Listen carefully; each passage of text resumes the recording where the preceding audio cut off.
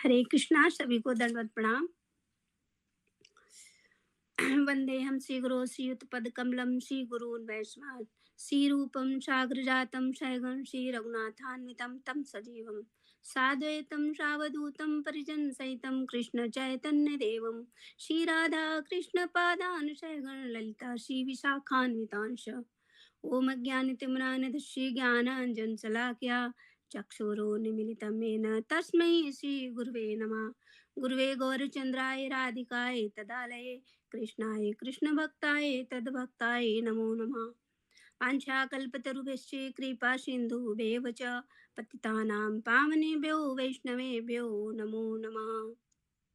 सर्वप्रथम मैं अपने परम आराध्य पूजनीय ओम जय ओम विश्वपादाय स्तोत्र श्री भक्ति वेदांत श्रीधर गोस्वामी गुरुदेव की चरणों में अनंत कोटि दंडवत प्रणाम करती हूँ और उनकी वांछा की अहेत की कृपा की आंछा करती हूँ।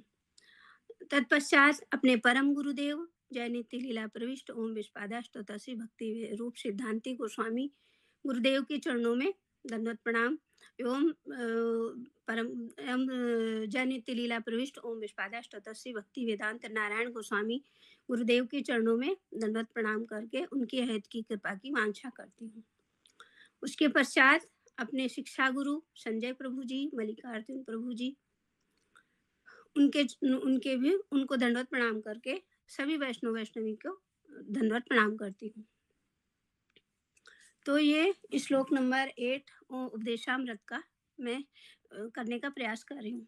तो इसमें सर्वप्रथम मैं ये बताऊंगी कि उपदेशामृत कैसे मतलब किसके द्वारा लिखा गया है और किसके कैसे है। तो इसमें बताया है किसी चैतन्य महाप्रभु के निकटतम प्रिय सेवक जो श्री गोविंद द्वारा लिखित श्लोकों से हमें ज्ञात होता है किसी चैतन्य महाप्रभु ने अपने जब अप्रकट लीला करने से पूर्व कुछ एक मतलब राधा रानी के मतलब विरह में थे तो उन्होंने उनके अंतरंग परिकर जो थे श्री स्वरूप दामोदर और राय रामानंद जी भावानुरूप हो कृष्ण कथाओं और पदावलियों से उन्हें सांत्वना देने का प्रयास करते थे। यानी कि वो उन्होंने एक बालू के रेत को ही देख के क्या गिराज पर्वत को समझकर उनका आलिंगन करने लगे। फिर समुद्र को देखकर यमुना महारानी का आभास करके उसमें छलांग लगाने लगे। तो उनके जो परिकर थे तो उन्होंने उनको वहां से पकड़ के लिया। तब उन्होंने जो है चैतन्य महाप्रभु ने ये उपदेश सबको सुनाया जिसका नाम उपदेशामृत हुआ। जैसा कि बताया जा रहा है कि पहला श्लोक इसमें है भक्ति के प्रतिकूल 6 वेग जिनको हमें त्याग करना है जो। और फिर दूसरा है भक्ति के 6 बाधक दोष जिनको हमें जो हमारी भक्ति में बाधा है उनको भी हमें उनका त्याग करना है। फिर तीसरा है भक्ति के अनुकूल 6 संकल्प हमें भक्ति में बढ़ने के लिए ये 6 संकल्प लेने हैं।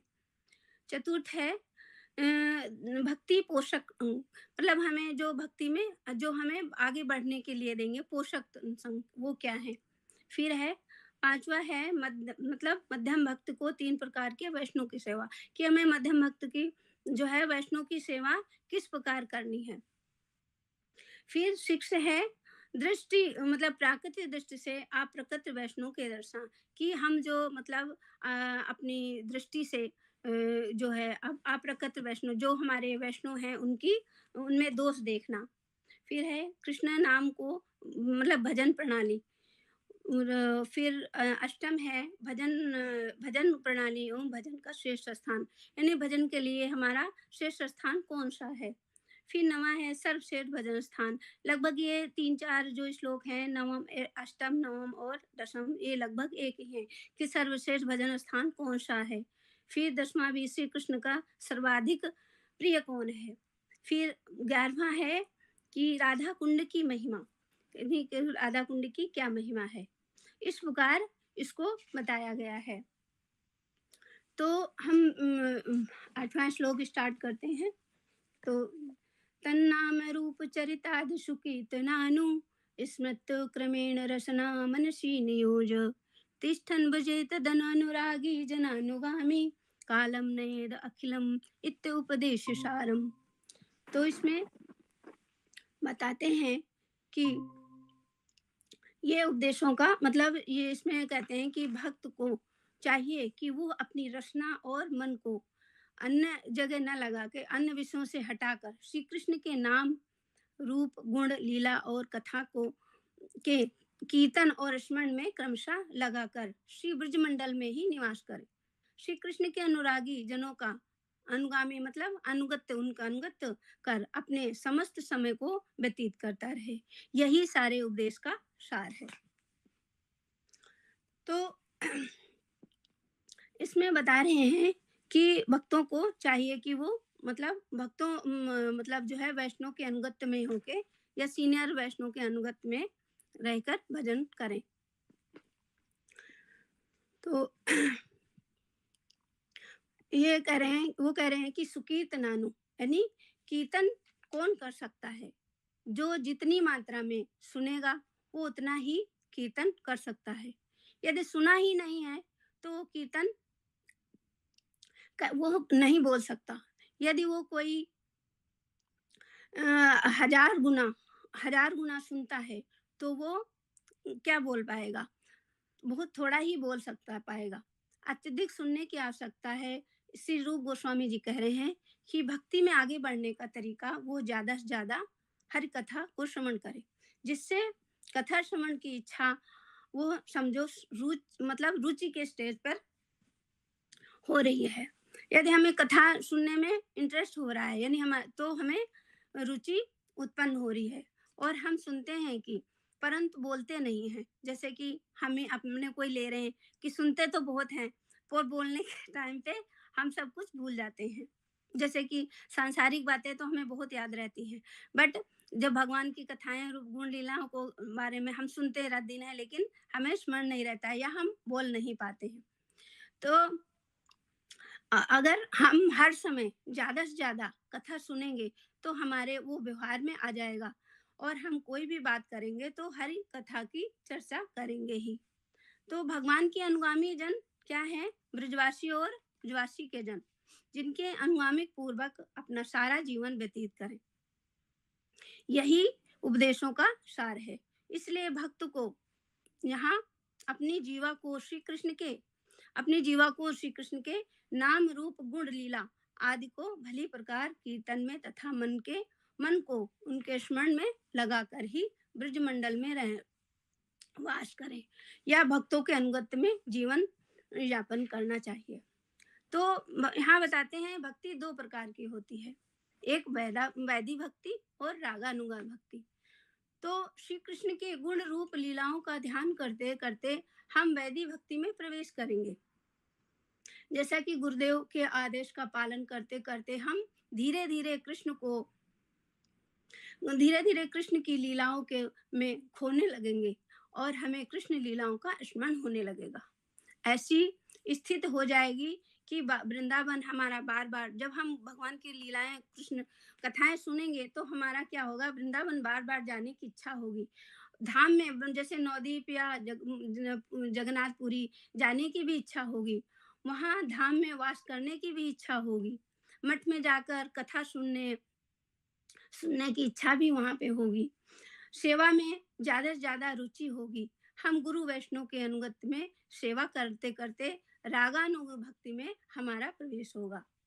तो यहाँ पर उदाहरण दिया जा रहा है कि रागमय भक्ति हम रागात्मिका नाम रागमय भक्ति है रागात्मिका नाम तहाँ शून्य लुब्ध हमें कौन भाग्यवान। यानी जो ब्रजवासी लोग हैं जिस भाव में भक्ति किए उनकी अनुगत्य होना है। हमें वैष्णव के अनुगत्य होना यानी कि जो हमारे वैष्णव हैं, हमारे सीनियर वैष्णव हैं या हमारे से जो अधिक योग्य हैं, हम तो खैर निम्न हैं, हमें तो कुछ बद्ध हैं, कुछ भी नहीं जानते हैं। तो वो जैसे भक्ति करते हैं वो हमें बता रहे हैं कि कोई प्रश्न बहुत बड़े सौभाग्यवान को इनका सौभाग्य प्राप्त होता है, सबको नहीं होता है। तो निज अभीष्ट कृष्ण पृष्ठ पाछे ता लग्या निरंतर सेवा करें, अंतर न हैया। कहते हैं कि निज अभिष्ट यानी कि भक्त लोग सेवा करते करते दिखाना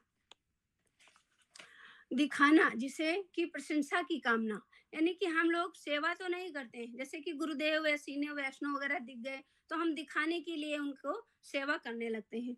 तो ये नहीं करना है, हमें निष्कपट होकर भगवान की सेवा करनी चाहिए, दिखावे के लिए नहीं। तो वाय अभ्यंतर इहार द्वित साधन, वाहिया साधक देहे कर श्रवण कीर्तन। इससे क्या होगा कि हम बाहरी मन से सेवा करते करते अंदर से उनका कोई मन नहीं है। अतः हमें क्रम से हरिनाम करना है, क्रम से कथा सुनना है और सुनने के बाद उसे करने की कोशिश करना है, यानी कि हमें श्रवण स्मरण करते हुए भगवान की लीलाओं का स्मरण करते करते ये सब करना है। माला करते करते हम स्मरण करेंगे कि गुरुदेव ने आज क्या सुनाया, उनकी लीलाओं का चिंतन करेंगे और चिंतन करते करते ही जीवा और मन के द्वारा गुरु वैष्णव की सेवा करते करते ब्रज में वास होगा। जो सौभाग्य जो ब्रह्मा जी को भी नहीं मिला, जो हम मतलब जो सौभाग्य ब्रह्मा जी को भी नहीं मिला, वो हमें मिल सकता है। किस प्रकार? अगर हम गुरुदेव की वाणी पर विश्वास करके और गुरुदेव की कथा सुनकर और भगवान की लीला रूप आदि में हम मतलब निष्ठा से करेंगे तो हमें वो सौभाग्य प्राप्त होगा। हमें मिल सकता है जैसे गुरु वर्ग के चरणों में निष्कपट होकर जो उद्धव को प्राप्त नहीं हुआ, वो हमें हो सकता है। हमारे गुरुवर्ग मंजरी भाव कई उपासक है, मंजरी भाव के उपासक होने के कारण सबसे पहले हमें शांत रस में प्रवेश होगा। उस समय हमें कृष्ण की भी वेणु का, लुक्टी का और गौ चिंतन होगा। धीरे धीरे सखाओं का चिंतन होने लगेगा। आगे बढ़कर हमें मैया यशोदा नंद बाबा का चिंतन होने लगेगा। फिर ब्रजवासी गोपियों का चिंतन होगा। उसके बाद कहीं जाके हम ब्रजवासी में दिव्य प्रेम और दिव्य सेवा का अनुभव होगा। हर रोज श्रवण करो, श्रवण करते करते चिंतन लीलाओं का और ब्रज में वास, मठ में वास और इधर उधर नहीं घूमना। हमें गुरुदेव की विशेष रूप से सेवा में निष्कपट सेवा में हमें करनी चाहिए। इस श्लोक में पूरा उपदेशामृत का सार है। तो ब्रजेंद्र नंदन श्री कृष्ण के नाम रूप गुण और लीलाओं को भली प्रकार से कीर्तन और स्मरण करें, अपनी जीवा को और मन को लगाकर, क्योंकि हमारा मन और जीवा पर यदि कंट्रोल लाएं, जैसे कि कंट्रोल लाएं तो सब ठीक है। अपने मन को हमें हमें पकड़ कर रखना है, हमें ब्रज में वास करना है। कैसे मन से भी अपने गुरु वैष्णव की सेवा करके और उनके अनुगत्य में रहकर इसी प्रकार से हमारा जो समय बचा है वो समय भगवान का नाम रूप से शरीर से संभव हो तो ब्रज में रहकर, नहीं तो किसी गुरु वैष्णव या ब्रजवासी के अनुगत्य में रहकर हमें यही करना है। यही इस उपदेशामृत का सार है। तो इसमें भक्ति दो प्रकार की होती है, वैदिक भक्ति और रागानुगा भक्ति। तो वैदिक भक्ति शास्त्रों के अनुसार जो हमें पता चलता है या किसी महापुरुष वैष्णव के द्वारा जो बताए गए हैं, या फिर हिंदू मतलब हमारे जो ग्रंथ में वर्णित है, और अनुष्ठान और मतलब रीति रिवाजों, मतलब जो अनुष्ठान होते हैं या जो हमें रीति रिवाज जो हमें हमारे शास्त्रों में बताया गया है उस पर आधारित जो है भक्ति ही वैदिक भक्ति है। ये दायित्व यानी कर्तव्य की भावना पर आधारित है। फिर आता है रागानुगा भक्ति। इसमें क्या कहा गया है कि श्री ब्रजेंद्र नंदन के अंतरंग लीलाएं परकरों का अनुगमन करने वाले रसिक गुरजनों के अनुगत्य में रहकर ही श्री कृष्ण की भक्ति के अनुशीलन, उनके रूप गुण माधुर्य को सुनना और उनमें निमग्न होकर ब्रज मंडल में निवास करना, ये रागानुगी भक्त के लक्षण हैं। अर्थात इसे रागानुगा भक्ति कहा जाता है। साधकों की भक्ति की 5 दशाएँ होती हैं, जैसे कि नंबर 1 है श्रवण। ये साधक की सबसे पहली दशा होती है। इसमें भक्त कृष्ण नाम का, कृष्ण रूप, गुण और उनकी लीला कथाओं का श्रवण करता है। फिर दूसरा आता है वर्ण दशा। इस दशा में क्या होता है, जो हमने श्रवण किया है, मतलब कि जो हमने भगवान गुरुदेव से या गुरु वैष्णव से कथा सुनी है, उनका क्या होता है कि श्रवण किया है उन नाम रूप गुण लीलाओं का, कीर्तन करते करते हमें कृष्ण दा नाम का कीर्तन करते करते गुणों का बखान करके उसको गाते भक्त अपने हृदय के भावों को कीर्तन से प्रस्तुत करते हैं। फिर आता है स्मरण दशा। स्मरण दशा, हम कीर्तन करते करते अपने हृदय में श्री कृष्ण की लीलाओं का स्मरण करते हैं, उनके रूप गुण में खो जाते हैं, हमेशा भगवान के चरणों में, उनकी लीलाओं में खो जाते हैं। तो स्मरण में ये 5 प्रकार की स्थितियाँ आती हैं कि स्मरण श्री राधा, मतलब इसमें 5 प्रकार की स्थितियाँ आती हैं। कौन-सी? नंबर 1 है स्मरण। श्री राधा कृष्ण के गुणों के विषय में स्मरण करते-करते उसमें कोई ख़्याल आ गया और उसमें विघ्न पड़ गया और हमारा ध्यान उस जगह से हट गया है, तो ये स्मरण दशा है, पर इसमें दोष आ जाता है। फिर आती है धारणा। धारणा क्या है? अविकसित स्मरण को धारणा कहते हैं। जैसे कि हम ध्यान कर रहे हैं और कोई भी ऐसी बात, कोई स्थिति को प्रभावित करने वाला तत्व कारक कोई भी हमें प्रभावित नहीं करता या हमें विचलित नहीं करता, तो उसे धारणा कहते हैं। फिर नंबर 3 है ध्यान। कहते हैं कि जिस वस्तु का हम ध्यान कर रहे हैं, भगवान का रूप, भगवान का गुण, भगवान का नाम, उसी में ही हमारा निवेश हो जाए, सब कुछ छोड़कर हम कंप्लीटली उसमें ही लग जाएं, उसे ध्यान कहते हैं। यानी कि हम ध्यान करते करते, मतलब ध्यान जब हम कर रहे हैं तो हमें और अन्य किसी भी वस्तु का अलग से ध्यान ना आए, केवल भगवान की ही लीलाओं में ही मन रहे, तो उसको ध्यान कहते हैं। फिर नंबर 4 है अनुस्मृति। मतलब बार-बार स्मृति हो रही है, बाधा रहित निरंतर ध्यान हो और बार-बार ध्यान हो रहा हो, तो उसे ही हम कहेंगे अनुस्मृति। फिर नंबर 3 आते हैं समाधि। समाधि यानी कि बाधा रहित निरंतर होकर ध्यान की समाधि, ध्यान को मतलब समाधि कहते हैं कि हम बगैर किसी बाधा के निरंतर जब हम भगवान के नाम रूप गुण लीला में रहते हैं, ध्यान रहता है, स्मरण रहता है, तो उस स्थिति को हम क्या कहते हैं? समाधि। यानी कि हमें किसी और चीज का हमें कुछ ज्ञान ही नहीं रहता है कि हम किस स्थिति में बैठे हैं, क्या कर रहे हैं, कहाँ हैं, कुछ नहीं। जब किसी भी वस्तु का हमें कोई ध्यान नहीं रहता, स्मरण नहीं रहता, तो उसको कहते हैं समाधि। अर्थात जो उनके इष्ट हैं, उनकी स्मृति में पूरी तरह से खो जाना, यही समाधि है, कहलाती है। फिर आपन दशा। आपन दशा में क्या होता है? जो जीव का वास्तविक स्वरूप है, उसको उसकी प्रवृत्ति हो जाती है। अर्थात उसे पता चल जाता है कि मेरा क्या स्वरूप है, भगवान की प्रति मेरा क्या कर्तव्य है, मैं किस स्वरूप से उनकी सेवा करूँगी या करूँगा। स्वरूप सिद्धि से हो जाना आपन दशा है। फिर संपत्ति दशा। इस स्थिति में वस्तु सिद्ध हो जाती है, अर्थात वो वस्तु प्राप्त हो जाती है, अर्थात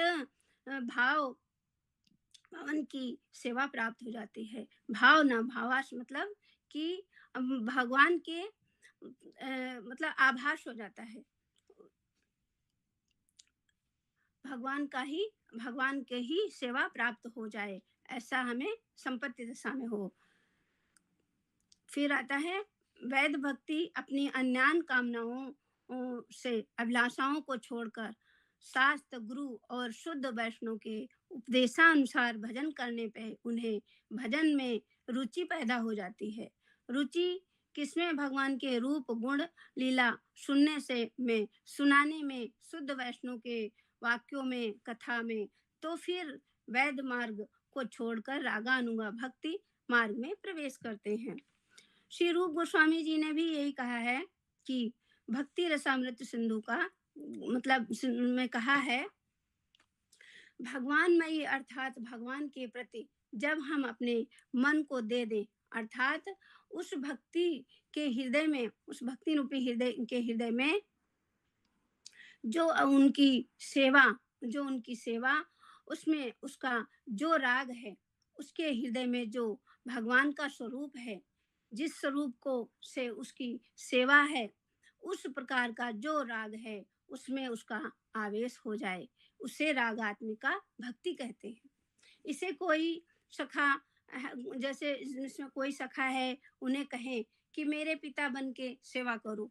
जैसे कोई कहे कि मैं सखा हूँ और मैं उनसे कहें कि मैं मेरे मतलब पिता बन के मेरी सेवा करो या मेरी सखा बन के मेरी सेवा करो, तो आनंद नहीं आएगा। क्यों? रागामयी भक्ति जो है, रागमयी भक्ति ही रागात्मिका है, और जो रागात्मिका है के अनुसार के अनुगत होते ही वे यही रागानुगा है। रागानुगा जो है उनके पीछे पीछे उनकी सेवा करेंगे। कृष्ण भक्ति, रागानुगा भक्ति यानी कि भक्ति में लोभ भाग्यवान को होता है। लोभ को लेकर कह रहे हैं कि जो ब्रजवासी है ना, यशोदा मैया, नंद बाबा और सखा लोग कृष्ण की सेवा कर रहे हैं, ये देखकर उसको लोभ होता है कि हम भी इस प्रकार कृष्ण की सेवा करें, भक्ति करें। जिन्हें ये लोभ होता है वे बड़े ही भाग्यवान लोग होते हैं कि हमें भी, जैसे कि हम ब्रजवासियों की मतलब हम कृष्ण लीला, भगवान की लीला हम सुनते हैं कि यशोदा मैया मतलब नंद भगवान कृष्ण के साथ ऐसे करती थी, नंद बाबा का इस प्रकार था, सखा इस प्रकार करते हैं। तो जब हम रागानुगा भक्ति करने लगेंगे तो हमारे अंदर भी ऐसा ही लोभ हो जाए तो इस प्रकार को हम बड़े भाग्यवान लोग होते हैं। तो रागानुग जन इस प्रवृत्ति को नहीं मानते क्योंकि वे भगवान को भगवान नहीं मानते हैं। लेकिन हमें ऐसा नहीं मानना है। ऐसे भक्तों की दो स्थिति होती हैं। एक होता है कंठी धारण कर, तिलक लगाकर और माला करनी, बाहर से तो वो भजन साधन कर रहा है, लेकिन मन मन में जो उसकी सिद्ध देह है उसका भी ही चिंतन, उसकी उसकी भावना करके वो ब्रज में दिन रात सेवा करता है।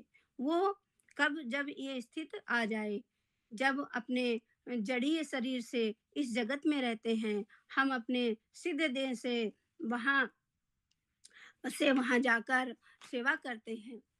साधक होकर इस जगत में सेवा कर रहे हैं और सिद्ध रूप से वहाँ भी सेवा कर रहे हैं।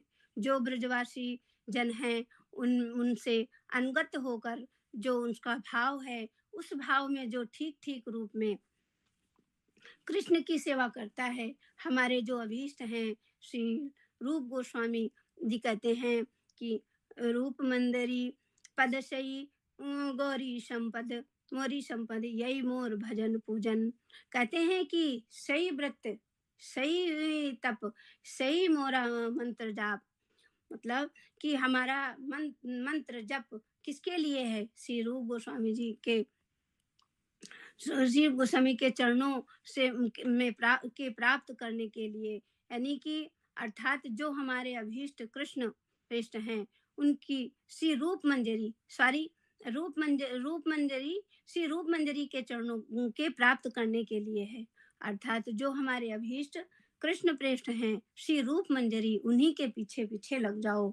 और हमारे पास कौन है उनके पीछे लगने के लिए? हमारे पास श्री रूप मंजरी और श्री रूप गोस्वामी तो हैं नहीं, हमारे लिए श्री रूप प्रेष्ठ कौन है? हमारे गुरुदेव। वैष्णव उनके पीछे पीछे लगकर अंतर्मुखी अर्थात मन ही मन लगकर उनकी सेवा करें। यह आपन दशा है। रागात्मिक साधु नित्य सिद्ध है। रागानुगा जो साधन सिद्ध होकर भजन कर रहे हैं। हमारी क्या चेष्टा होनी चाहिए? कृष्ण के जो प्रेष्ठ जन हैं उनकी कथा में निमित्त रहते हुए उनका स्मरण करते हुए हमें ब्रज में वास करना चाहिए। हमारे भाव के अनुसार जो ब्रजेंद्र नंदन श्याम है, अपने भाव से अपने प्रीतम श्री कृष्ण का और अपने भाव के अनुरूप कृष्ण के भक्तों का ब्रजवासियों का भावानुसार का नहीं, भक्तों का भावानुकूल, अपने भाव के अनुकूल जो ब्रज लीला संबंधी जो कृष्ण के नाम हैं, उनकी लीलाओं कथाओं का में संलग्न होकर भक्त मात्र को ब्रजमंडल में निवास करना चाहिए।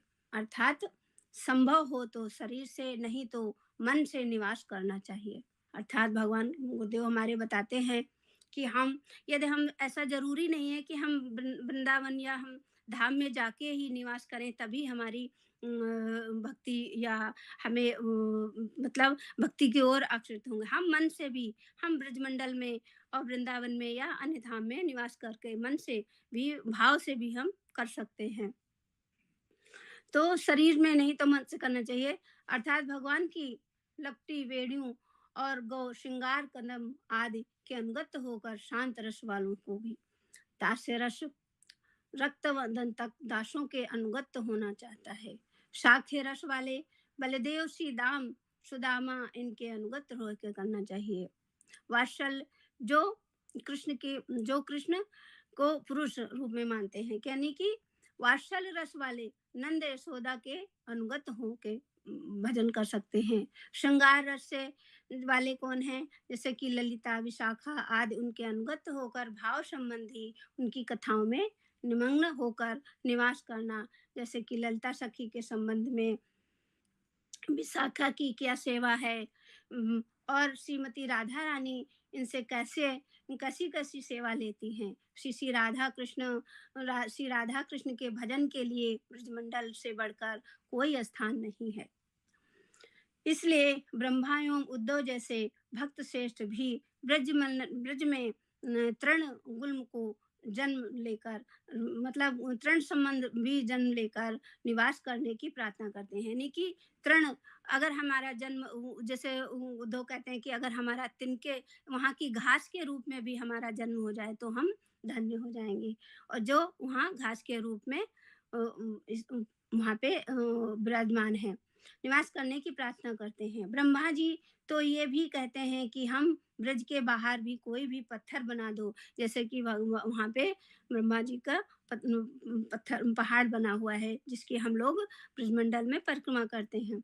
हमारी तो क्या क्षमता है, एक ही रूप स्वरूप जाने निज संपदा, श्री रूप गोस्वामी पाद, श्री स्वरूप दामोदर, श्री राय रामानंद, श्री गुरुदेव प्रभुपाद, इनके ही चरणों को यदि हम अपनी संपत्ति मान ले, नहीं तो हम ब्रह्मा जी की तरह ही कहेंगे कि यदि हम अपने गुरुदेव, जैसे कि हमारी गुरु परंपरा में चला आ रहा है कि हम, जैसा हमारे गुरुदेव बताते हैं कि हमें मतलब भगवान की हमेशा श्रवण कीर्तन नाम रूप गुण लीलाओं का स्मरण करना चाहिए, कीर्तन करना चाहिए, सदैव हरि नाम जप करना चाहिए। जैसा कि हमारे प्रभुपाद या गुरुदेव बताते हैं वैसा ही करना चाहिए। यदि हम ऐसा नहीं करेंगे तो हमेशा हमारे मन में यही रहेगा कि हम भी इस तरह सोचेंगे कि यदि हमारा जैसे ब्रह्मा जी या उद्धव जी कर रहे थे कि हमारा पत्थर के रूप में ही हमारा वहाँ पे वास हो जाए। इस प्रकार यही उपदेश का इस श्लोक का उपदेश का सार है। यही कह के मैं अपनी वाणी को विराम दूंगी। वांछा कल्पतरुभ्यश्च कृपा सिंधुभ्यो च पतितानां पावनेभ्यो वैष्णवेभ्यो नमो नमः। हरे